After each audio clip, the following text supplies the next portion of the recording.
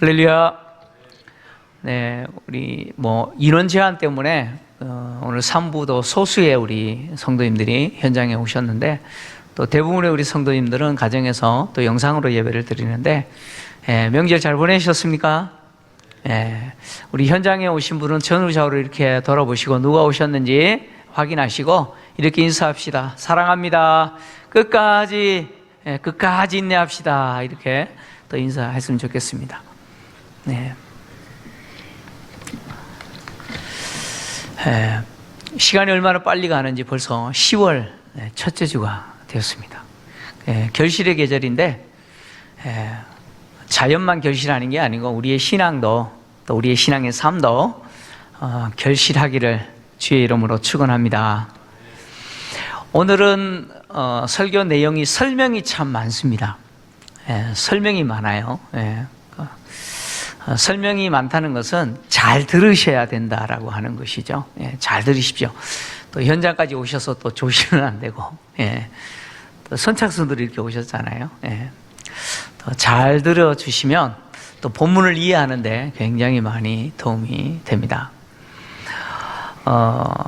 천부장이 유대인 40여 명이 바울을 죽이기 전에는 먹지도 마시지도 않겠다 맹세하고 사내들인 공회를 이용하여 바울을 죽이려고 지금 매복하고 모든 준비를 다 마쳤다는 사실을 알게 되었습니다. 총독의 입장에서 바울이 예루살렘에 있으면 안 된다라고 판단한 것이죠. 왜냐하면 예루살렘이라는 도시는 너무 위험하죠.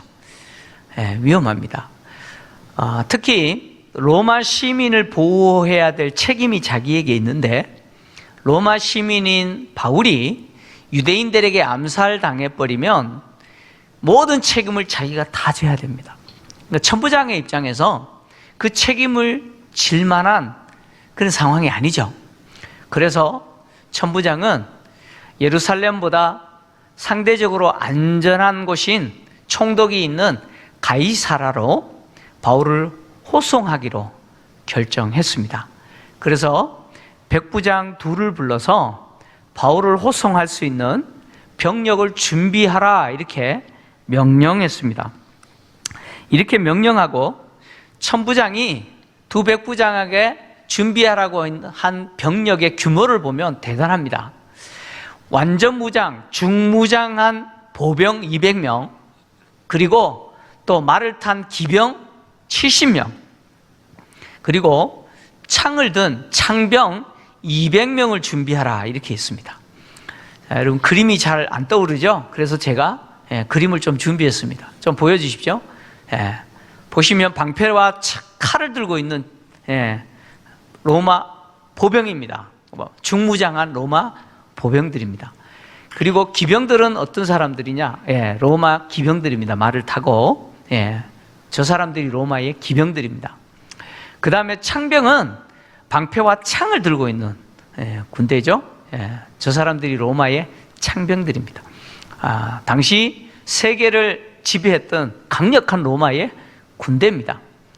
이렇게 로마의 군대는 보병, 그리고 기병, 창병으로 이루어져 있는데, 이 천부장이 보병 200명, 그리고 기병 70명, 그리고 창병 200명을 준비하라라고 했습니다.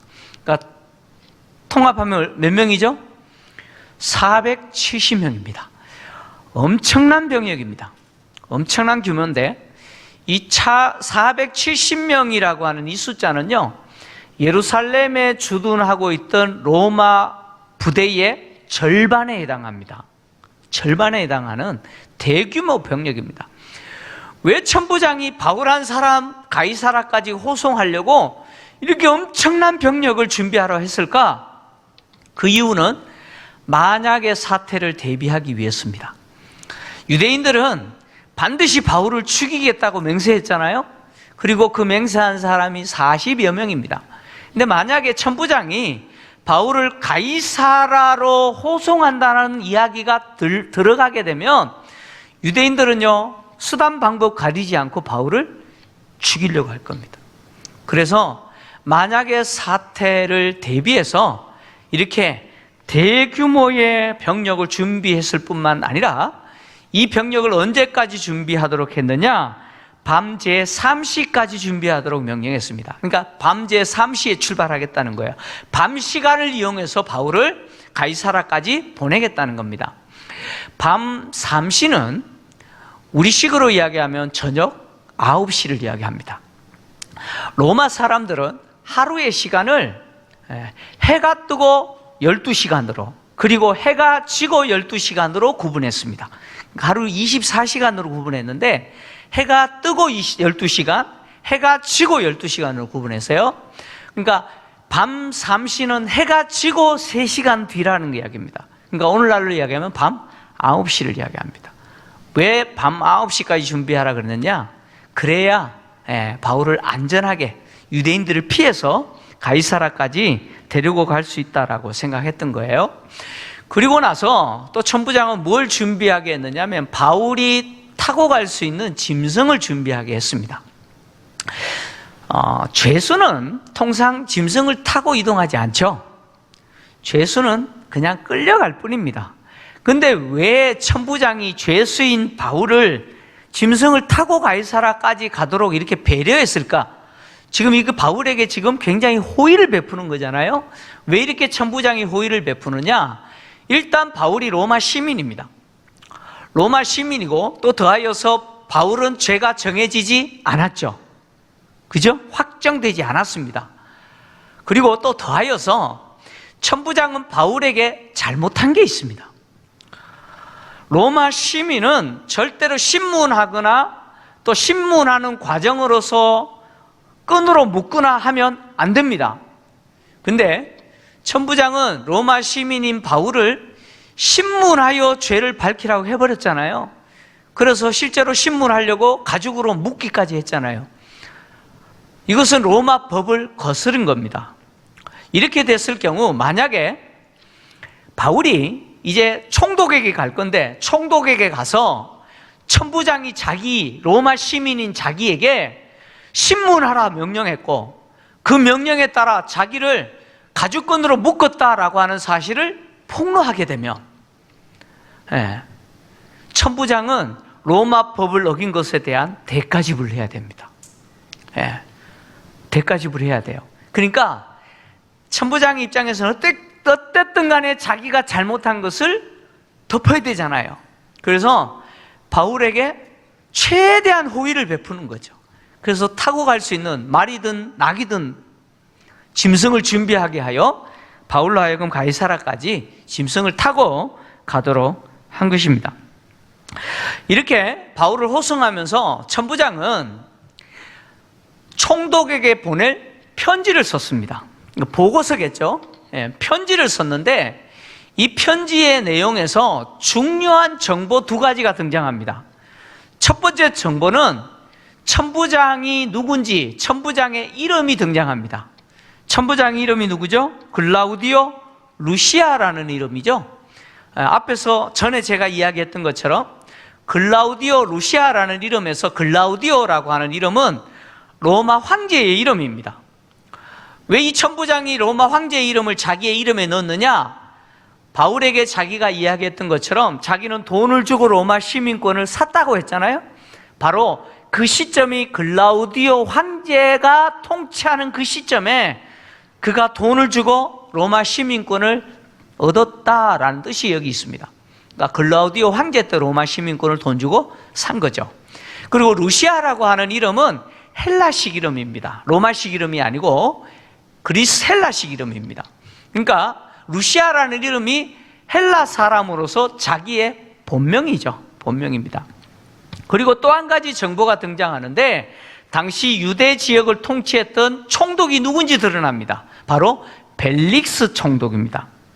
벨릭스 총독인데 이 벨릭스 총독의 로마식 정식 이름은요 마르쿠스 안토니우스 벨릭스입니다. 마르쿠스 안토니우스 벨릭스입니다. 이 벨릭스에 대한 내용을 벨릭스가 어떤 사람인지 여러분들이 좀 아는 게 이 사도행전 이 본문을 이해하는 데 굉장히 도움이 됩니다. 앞으로 계속 다루게 될 이 본문을 이해하게 되는데 이 벨릭스는요, AD 52년에서 AD 59년까지 팔레스타인 지역의 유대 지역의 총독으로 역할을 했던 사람입니다. 총독으로 통치했던 사람인데 그는 참 독특한 사람입니다. 그는 원래는 노예였습니다. 노예였어요. 노예였다가 자유민이 되어 총독까지 된 아주 인생 역전한 사람이죠. 우리식으로 표현하면 뭐가 뭐 된 사람이에요? 개천에서 용난 사람이죠. 미꾸라지가 용된 사람이라고 보시면 됩니다. 그는요, 자신의 형인 팔라스, 원래 성경은 벨릭스라고 우리가 번역했는데 정확하게 하면 펠릭스입니다. 이 벨릭스의 형이 팔라스인데요, 이 형과 함께 로마 황제에 있던 글라우디오 황제의 어머니 이름이 안토니아인데요, 이 안토니아 가문의 노예 생활을 했습니다. 종이었습니다. 그러다가 이 글라우디오 황제의 어머니인 안토니아가 이 벨릭스의 형인 팔라스를 자유민으로 풀어줍니다. 자유민이 된 벨릭스의 형인 팔라스가 이제 동생 벨릭스도 자유민이 되도록 누구에게 영향을 미치냐면 글라우디오 황제의 아내이죠, 황후인 아그리피나에게 영향을 미쳐서 이 황후가 이 벨릭스를 노예에서 자유민으로 풀어줍니다. 그래서 자유민이 돼요. 이렇게 자유민이 됐는데 이 자유민이 된 벨릭스가 로마식 이름을 갖게 됐는데 그 로마식 이름에 바로 황제의 어머니 가문의 이름을 넣은 거예요. 그래서 마르쿠스 안토니우스 벨릭스 이렇게 부른 거예요. 안토니우스라는 것은 글라우디오 황제의 어머니 가문의 이름이잖아요. 자유민이 된 벨릭스는요, 사마리아 지역, 팔레스타인이 사마리아 지역의 어떤 행정관으로 역할을 하고 있었습니다. 행정관 역할을 하고 있었는데 이 벨릭스가 유대 지역을 통치하는 총독이 된 배경이 있습니다. 지금 바울을 재판했던 사내들인 공회의 의장이 누구였습니까? 바로 대제사장 아나니아였잖아요. 이 아나니아의 바로 앞에 있었던 사내들인 공회의 의장이면서 대제사장이었던 요나단이라는 대제사장이 사마리아 지역의 행정관으로 근무하고 있는 이 벨릭스의 인품에 감동해서 로마 총독인 글라우디오에게 이 벨릭스를 유대 지역의 총독으로 보내주십시오라고 요청을 해요. 그래서 글라우디오가 그 요청을 받아들여서 이 벨릭스를 유대 지역 총독으로 보낸 겁니다. 그러니까 벨릭스는 노예였다가 자유민이 됐다가 총독까지 된 사람이잖아요. 이렇게 벨릭스가 노예에서 자유민이 됐는데요, 자유민이 된 이후에 이 벨릭스는요 3번 결혼합니다. 3번 결혼하는데 그 결혼한 대상자 부인들이 다 누구냐면 왕족의 딸입니다. 그러니까 아주 귀족 가문과 결혼을 하는데요, 잘난 형 때문에 이제 어떻게 그렇게 된 것 같아요. 귀족 가문인 왕족의 딸들과 결혼하는데 그의 첫 번째 아내는 누구냐? 유명한 안토니우스와 클레오파트라 아시죠? 안토니우스 아시잖아요. 옥타비아누스하고 다퉜잖아요. 황제 자리 놓고. 그 안토니우스와 클레오파트라가 연인 사이였는데 이 둘 사이에서 태어난 손녀입니다. 그러니까 이 벨릭스의 첫 번째 아내가 안토니우스와 클레오파트라의 손녀딸과 결혼했어요. 그게 첫 번째 부인이에요. 그 다음에 두 번째 부인은 누군지 잘 알려져 있지 않는데 세 번째 부인이 성경에 기록되어 있는 드루실라라고 하는 여인입니다. 세 번째 부인이 드루실라라고 하는 부인인데 이 드루실라는 누구냐? 헤롯 대왕, 예수님 시대에 헤롯 대왕의 증손녀입니다. 그리고 사도 야고보죠. 요한의 형제, 세베대의 아들 요한의 형제 사도 야고보를 처형하고 그리고 베드로까지 처형하려고 옥에 가뒀던 왕이 헤롯 아그리파 1세잖아요. 그 헤롯 아그리파 1세의 딸이 바로 드루실라입니다. 이 드루실라에 대한 내용은 이제 드루실라라는 이 여인이 등장할 때 그때 좀 더 자세하게 제가 말씀을 드립니다. 자, 벨릭스가 유대 지역 총독으로 부임했을 때 처음에요, 유대인들은 너무 좋아했습니다. 너무 좋아했는데 나중에 이 유대인과 벨릭스 사이에 간격이 생겨요. 유대인들이 벨릭스를 나중에는 싫어하게 됩니다. 싫어하게 되는데 그 이유가 뭐냐? 벨릭스가 다른 지역에서는 문학에 심취했습니다. 문학에 심취했는데 유대 지역 총독으로 부임한 이후에는 어디에 심취했느냐? 신약에 심취합니다. 즉 기독교에 관심을 보이기 시작해요. 그래서 유대인들이 굉장히 싫어합니다. 뿐만 아니라 이 벨릭스라고 하는 사람은요, 성적으로 굉장히 문란한 삶을 삽니다. 성적으로 굉장히 문란했고요, 또 뭘 좋아했느냐면 이걸 좋아했습니다. 이게 뭐예요? 이게 뭐죠? K가 아니고 이게 뭐예요? 돈을 좋아했어요. 얼마나 돈을 사랑했는지 뇌물을 너무 좋아했습니다. 재물에 대한 탐욕이 극심할 정도로 대단했던 사람이 바로 이 벨릭스입니다. 그리고요, 이 벨릭스가 유대 지역 총독으로 부임한 이후에 매우 잔인하게 로마에 대해 반역하는 사람들을 학살했습니다.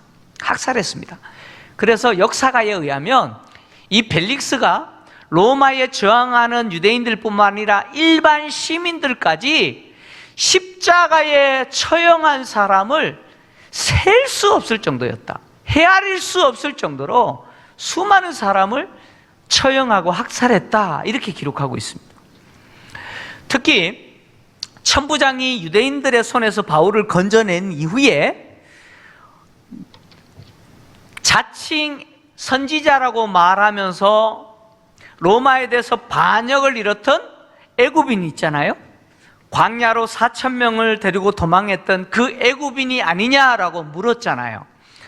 그 애굽인의 반란을 진압했던 사람이 바로 이 벨릭스입니다. 벨릭스예요. 벨릭스가 이 반란을 진압하면서 수많은 사람을 잔인하게 학살했습니다. 끔찍하게 많은 사람을 죽였습니다. 바로 이 벨릭스라는 사람이 이런 사람입니다. 이제 나중에 이런 내용들이 이 본문에서 사도 바울이 벨릭스를 만났을 때 설교했던 내용들이 왜 그런 설교를 했는지 다 그런 배경 때문에 그렇습니다. 이 천부장이 이 벨릭스 총독에게 편지를 써서 보내면서 이 벨릭스 총독을 뭐라고 불렀느냐면 각하라고 불렀습니다. 이 각하라고 하는 이 표현은요, 로마 시대에 누구에게만 사용된 표현이냐면 기사단 사람들에게만 표현된 호칭입니다. 기사단 사람들이 뭐냐? 로마에는요, 로마 권력을 보면 황제가 있고, 그리고 가장 강력한, 가장 높은 권력 집단이 원로원입니다. 최고 권력 집단이죠. 원로원이 있고, 원로원 바로 아래에 있는 권력 집단이 기사단입니다. 기사단이에요. 대부분의 총독들은 이 기사단에서 파견이 됩니다. 그런데 벨릭스는 기사단 사람이 아닙니다. 앞에서 이야기했던 것처럼 벨릭스는 노예였다가 자유민이 되었다가 유대 지역 총독이 된 사람이에요. 기사단 아닙니다. 정확하게 말하면 각하라는 호칭을 사용할 수 없는 사람인데, 이 천부장이 이 벨릭스를 각하라고 표현한 것은 뭐 때문일까요? 아부하는 겁니다. 잘 보이려고 지금 아부하는 거죠. 천부장이 이 총독에게 편지를 써서 보냈는데 이 편지 내용은 총 4가지로 구성되어 있습니다. 4가지로 구성되어 있는데 첫 번째 내용은 뭐냐? 바울이 유대인들에게 잡혀 죽게 된 것을 그가 로마 사람이라는 사실을 내가 듣고 군대를 데리고 가서 구원했다라는 것이죠. 이게 첫 번째 내용입니다. 근데 이 첫 번째 내용은 맞아요, 틀려요? 사실입니까? 왜곡입니까? 모르겠어요? 왜곡이죠. 자, 지금 천부장이 바울이 유대인들에게 잡혀서 죽게 됐는데 내가 군대를 가지고 데리고 가서 건진 이유가 뭐냐면 그가 로마 시민이라는 사실을 알았기 때문에 건졌다, 이렇게 이야기했잖아요. 근데 실제적으로 천부장이 바울이 로마 시민인 것을 언제 알았어요? 처음부터 알고 가서 구한 게 아니고 나중에 알았잖아요. 그래서 실수했잖아요. 로마 시민인데도 불구하고 신문하여 죄를 밝히라고 해버렸잖아요. 나중에 알았어요. 근데 왜 마치 처음부터 알고 군대를 데리고 가서 구원한 것처럼 이렇게 왜곡하여 기록했을까? 이유가 있죠. 천부장의 역할은 로마 시민을 보호하는 거죠. 그러니까 자기가 로마 시민인 바울을 보호하는 데 있어서 최선을 다했다라고 하는 것을 말하는 것이고, 또 더하여서 자기가 바울에게 실수한 거 있잖아요. 그 실수를 어때요? 이렇게 왜곡하여서 덮어버리는 거예요. 덮어버리는 거예요. 총독이 알면 안 되잖아요. 이거 덮어버리는 거예요. 그 다음에 두 번째 내용은 뭐냐면 유대인들이 바울을 죽이려고 하는 그 이유가 뭔지 알아보려고 유대인들이 연 재판이죠. 유대인들의 재판, 공회에 데리고 내려갔는데 고소하는 내용을 들어보니까 전부 율법에 관한 것이라는 거예요. 그들의 율법에 관한 것이지 로마 시민인 바울이 죽어야 하거나 결박되어야 될 어떤 죄도 없더라라고 하는 것이죠. 천부장이 이 편지에서 바울이 무죄라고 기록했습니다. 이게 바울의 무죄에 대한 두 번째 선언이죠. 첫 번째 선언은 언제 했습니까? 사내들인 앞에 있었던 재판, 사내들인 공회 재판에서 바리새인들이 바울은 죄가 없다라고 이야기했잖아요. 이게 첫 번째 선언이고, 이 천부장이 지금 두 번째 선언한 겁니다. 천부장이 로마 시민인 바울이 죽어야 하거나 결박당해야 할 만한 어떤 죄도 발견하지 못했다라고 말하는 이유는 뭐냐면, 사내들인 공회 재판 자리에서 유대인들이 바울을 고소할 때 바울이 예루살렘 성전에 대해서 모독했다라고 하는 고소가 전혀 없었다, 그런 이야기입니다. 자, 전에 한번 제가 그런 말씀을 드린 적이 있어요. 로마 시민이라도 당시 로마가 공식적으로 유대교를 인정을 했어요. 공식 종교를 인정했고 유대인들이 신성시 여기는 성전에 대해서 인정을 했어요. 그래서 로마 시민이라도 그 유대인들의 성전을 모독하거나 그리고 성동 지역 안에 들어가지 말아야 될 지역에 로마 시민이 들어가서 침범하여 성전을 더럽히면 비록 그가 로마 시민이라도 유대인들이 항의하여 그를 처형하고자 원하면 허용했다라고 제가 말씀드린 적이 있습니다. 그러니까 사내들인 공회 재판 자리에서 유대인들이 바울이 성전을 모독했습니다라고 고소했다면 천부장은 이 편지 이렇게 쓰지 않았을 거예요. 근데 만약에 바울이 성전을 모독했다라고 하는 고소가 사내들인 공회 재판에서 있었다면 천부장은 그 내용을 쓰고 총독으로 하여금 바울을 유대인들에게 넘겨주도록 했어야 됐습니다. 근데 그 공회 재판 자리에서 천부장은 바울이 성전을 모독했다는 고소를 듣지 못했어요. 그러니까 로마 시민인 바울이 죽어야 되거나 결박돼야 될 이유가 발견하지 못한 거예요. 없다라고 지금 이야기하는 것입니다. 그 다음에 세 번째 내용은 뭐냐면 유대인들이 로마 시민인 바울을 죽이기 위해서 음모를 꾸몄다는 것이 내게 들렸다는 것이죠. 바울을 죽이려고 음모를 꾸몄다는 사실을 내가 들었다라는 것이죠. 그래서 바울을 예루살렘이 아닌 보다 안전한 장소인 가이사라로 보낼 수밖에 없었다라고 하는 것이 세 번째 내용입니다. 그리고 마지막 네 번째 내용은 뭐냐? 그렇게 바울을 죽이려고 고소하는 유대인들에게 바울에 대한 고소를 나에게 하지 말고 총독 앞에 가서 직접 해라라고 말했다는 것입니다. 이것이 이 천부장의 편지의 내용입니다.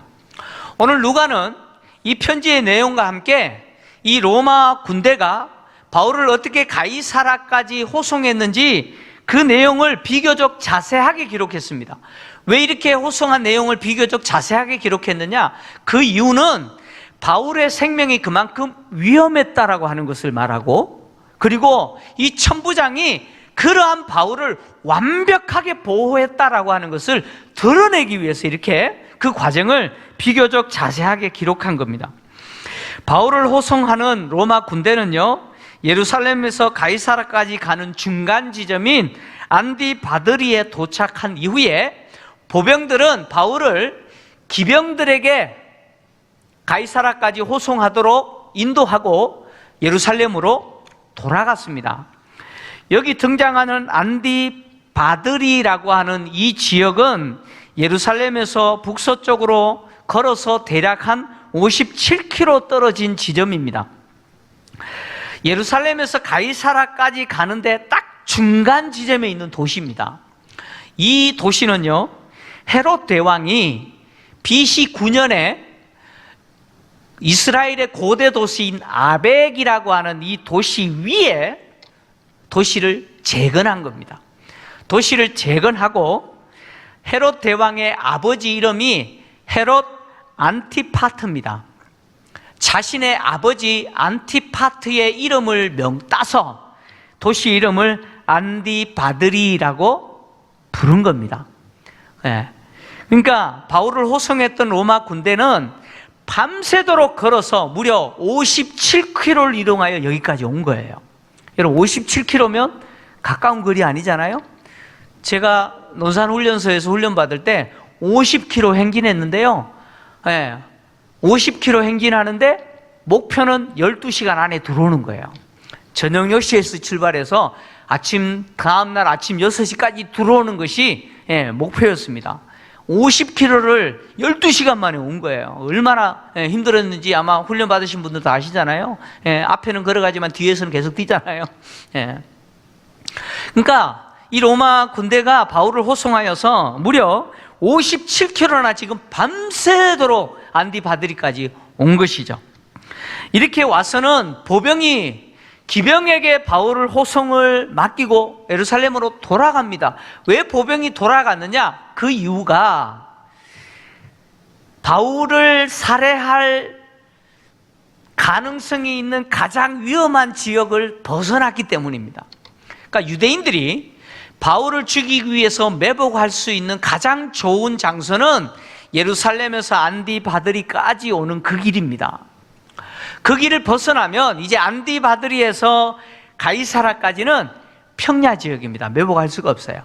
그렇기 때문에 유대인들이 바울을 죽일 가능성이 있는 그 위험한 지역을 이제 완전히 벗어났습니다. 그래서 굳이 보병까지 합세해서 바울을 호송할 필요가 없는 거죠. 기병만으로도 충분하다 판단하여서 기병에게 맡기고 보병들은 다시 돌아간 겁니다.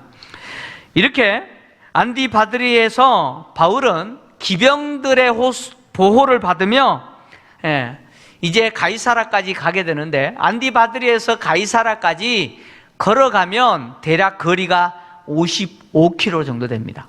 가까운 거리 아니에요. 걸어가면 55km 정도 됩니다.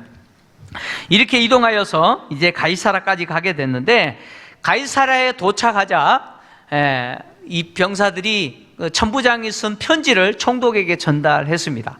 총독은 그 편지를 읽고 또 바울이 총독 앞에 섰는데, 총독이요, 바울에게 어느 영지 사람이냐 물어요.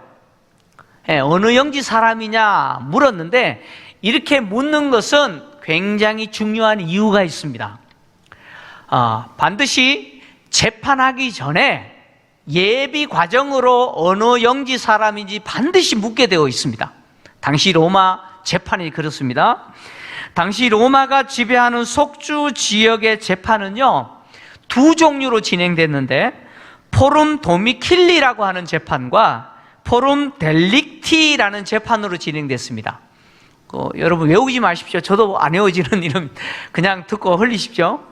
이 포rum 도미킬리라고 하는 재판은 뭐냐면, 고소당한 죄인이 고소당한 지역에서 재판받는 것이 아니고 자기가 태어난 그 출신 속주에 가서 재판받는 것을 일컬어서 포럼 도미킬리 재판이라고 부릅니다.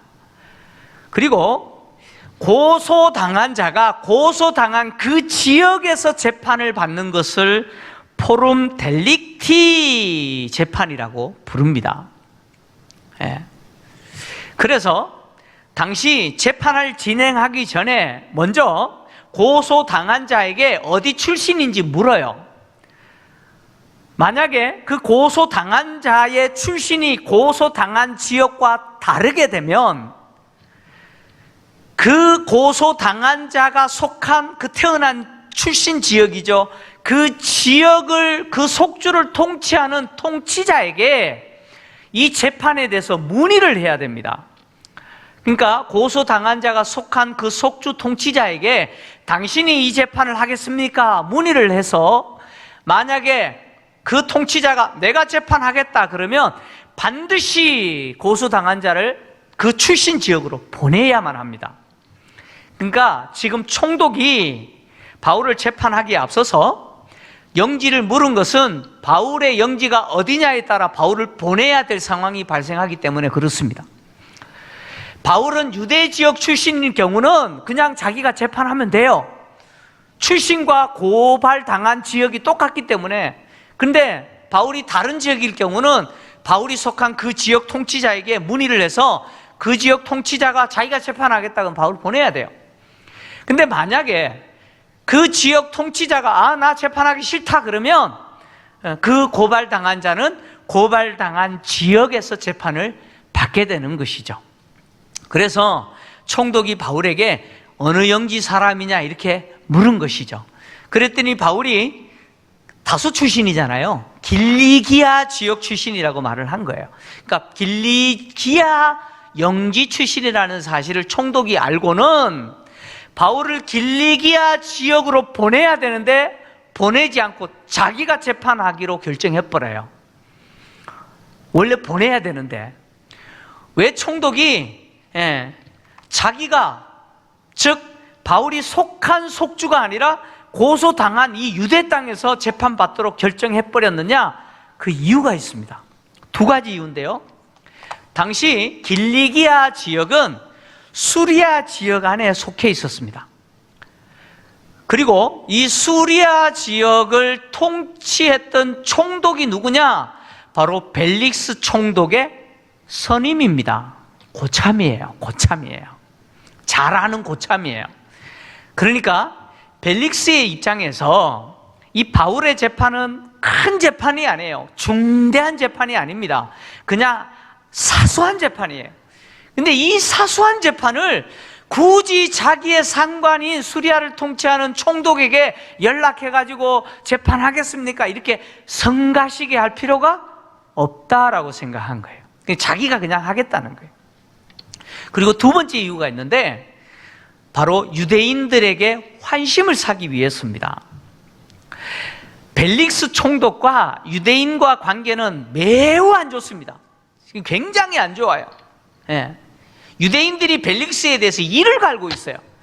그런 상황에서 지금 벨릭스가 바울이 속한 그 길리기아 지역 총독에게 재판받으라고 길리기아로 보내버리면 바울을 고소하는 유대인들이 어디까지 가야 돼요?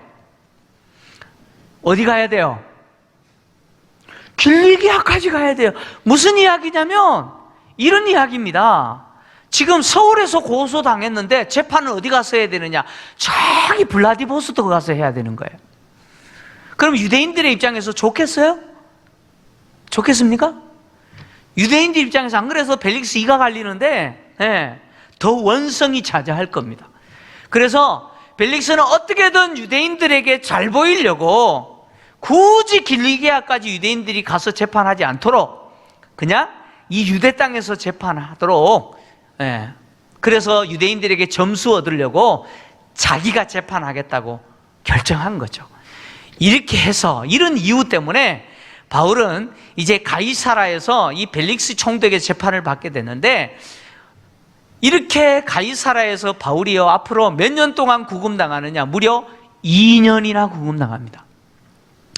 2년 동안 구금당해요. 예, 이 재판이 지지부진하게 됩니다. 이유가 있어요. 아까 앞에 벨릭스가 누군지 제가 이야기했잖아요. 그 모든 것들이 다 포함되어 있어요. 예. 어쨌든 지금 바울이 원치 않게 가이사라에서 2년 동안 구금 생활을 하게 됐는데, 자, 오늘 본문을 통해서 하나님은요 이미 바울에게 나타나셔서 바울에게 예루살렘에서 나의 일에 증언한 것처럼 로마에서도 증언하여야 하리라 말씀하셨잖아요. 반드시 너 로마까지 갈 거다, 예루살렘에서 절대 안 죽는다 라고 말씀하셨던 그 말씀대로 지금 바울을 어떻게 하고 있어요? 한치의 오차도 없이 정확하게 바울을 지키고 계시잖아요. 바울을 보호하셨을 뿐만 아니라 바울이 로마까지 갈 수 있도록 배후에서 주님이 일하고 계심을 봅니다. 주님은요 로마 군대를 사용하여서 바울을 유대인들의 손에서 안전하게 지켜요. 그럼 팔레스타인 땅에서 바울에게 있어서 가장 안전한 장소는 어딜까요? 어디겠습니까? 바로 총독이 있는 가이사라입니다. 그래서 총독이 바울을 어디에 구금해요? 헤롯 궁에 구금합니다. 헤롯 궁에, 가장 안전한 장소예요. 유대인들로부터 바울이 해함을 당하지 않도록 완벽하게 보호받도록 주님은 그렇게 하신 것이죠. 주님은 당시 역사 속에서 로마라고 하는 제국의 군대와 로마의 법과 사람들을 이용하셔서 바울을 지키고 보호하실 뿐만 아니라 복음이 로마까지 전해지도록 일하고 계신 것이죠. 근데 주님이 이렇게 배후에서 일하시는데, 주님이 이렇게 일하시는 것은 주님이 스스로 판단하셔서 일하시는 것이 아니라는 거예요. 주님은요 주님 스스로 판단하셔서 주님의 뜻대로 얼마든지 일하실 수 있어요. 그럼에도 불구하고 지금 바울을 지키고 바울을 보호하고 바울을 로마까지 가도록 일을 하시는데, 주님이 이렇게 일하시는 이유는 뭐냐? 바울의 기도와 로마 교회 성도들의 간절한 기도에 대한 응답이었다는 것이죠. 로마서 15장 30절에서 32절을 보시면 바울이 로마 교회 성도들을 향하여 이렇게 기도 요청을 합니다. 참고로 바울이 예루살렘까지 오기 전에 에베소에서 마지막 목회 마무리하고 나서 마게도냐 격려해서 아가야 고린도 교회에 도착하여 구제금을 거두고 다시 예루살렘까지 왔잖아요. 이 과정에서 바울이 아가야 지역인 고린도에 도착해서 쓴 편지가 바로 로마서입니다. 이 로마서를 쓰면서 바울은 이제 예루살렘에 도착한 이후에 구제하고, 그리고 내가 로마로 갈 거다, 로마로 가게 되면 너희들이 나를 스페인까지 좀 보내주라 라고 하는 내용을 로마서에 기록했잖아요. 그렇게 기록하면서 기도 요청을 합니다. 무슨 기도를 요청을 하냐면 이런 기도 요청을 해요. 같이 읽겠습니다. 로마서 15장 30절에서 32절입니다. 같이 읽습니다. 시작. 형제들아, 내가 우리 주 예수 그리스도와 성령의 사랑으로 말미암아 너희를 권하노니 너희 기도에 나와 힘을 같이하여 나를 위하여 하나님께 빌어 나로 유대에서 순종하지 아니하는 자들로부터 건짐을 받게 하고, 또 예루살렘에 대하여 내가 섬기는 일을 성도들이 받을 만하게 하고, 나로 하나님의 뜻을 따라 기쁨으로 너희에게 나아가 너희와 함께 편히 쉬게 하라. 보세요. 이미 예루살렘에 오기 전에 고린도에서 로마서를 기록하면서 로마 교회 성도들에게 로마까지 갈 거라고 이야기하면서 이 기도 제목을 부탁했어요. 너희들의 기도를 나의 기도와 합하여 기도해달라. 기도할 때 그 기도 제목이 세 가지인데, 첫째는 뭡니까? 유대 땅, 즉 예루살렘에 가게 되면 순종하지 않는 자들, 복음을 받아들이지 않는 유대인들로부터 내가 박해를 받을 건데, 그 유대인들의 손에서 나를 주님이 건져주시도록 기도해달라. 이것이 첫 번째 기도 제목이고, 두 번째 기도 제목은 예루살렘 교회에 가난한 성도들을 구제하기 위해서 예루살렘을 방문했잖아요. 그 구제할 때 예루살렘 교회 성도들이 그 구제를 기쁨으로 받게 해달라라고 하는 것이 두 번째 기도 제목이고, 세 번째 기도 제목이 뭐였습니까? 평안하게 예루살렘을 떠나서 어디까지 가게 해달라고요?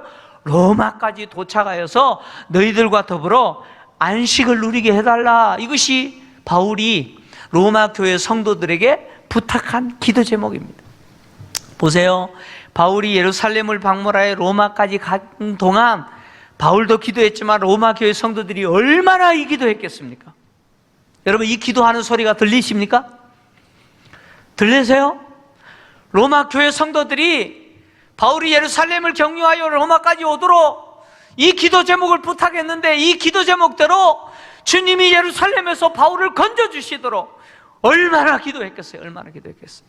그 기도를 누가 들으세요? 주님이 들으셨다는 거예요.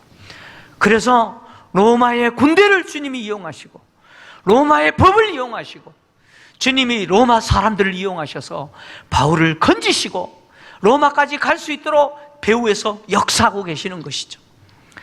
오늘날 교회가 세상으로부터 냉소와 불신을 당하고 있는 때에 우리가 해야 될 게 뭐겠습니까? 우리가 할 게 없어요. 한 가지밖에 없어요. 그게 뭐겠습니까? 기도입니다. 기도예요. 우리가 기도할 때 이렇게 기도해야 돼요. 주님, 이 나라의 법을 사용해 주십시오.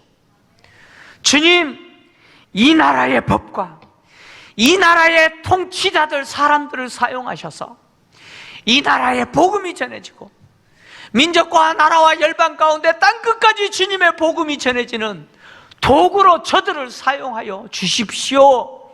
우리가 기도해야 돼요. 여러분, 그렇잖아요. 지금 교회가 얼마나 힘듭니까? 현장 예배가 회복되지 못해서 교회의 모든 모임들이 지금 멈춰버렸잖아요. 이런 환경을 누가 걷어낼 수 있어요? 교회가 힘이 있어서 걷을 수 있어요? 예? 교회사에서 교회가 힘이 있어서 이런 환경을 걷어낸 적이 없습니다. 없습니다. 그러면 이 환경을 누가 걷어야 돼요? 하나님이 거두셔야 돼요. 믿습니까? 하나님이 이 환경을 거두셔야 돼요. 근데 이 환경을 거두시는 하나님이 왜 거두셔야 돼요? 교회의 기도를 통해서. 이 나라의 법과 이 나라의 통치자들과 이 나라의 권력을 주님이 이용하셔서 교회로 교회의 역할을 하고 복음이 땅끝까지 전해지는 도구로 주님 사용해 주십시오 라고 하는 교회의 기도를 들으시고 하나님이 역사하셔야 되는 거 아니겠습니까? 여러분, 세상이 아무리 악하고 세상이 교회로 하여금 아무것도 못하게 해도 한 가지는 못하게 합니다. 한 가지는 절대 막을 수가 없어요. 그게 뭐냐? 성도의 기도입니다. 여러분, 세상은 결코 기도하는 성도를 막을 수가 없어요.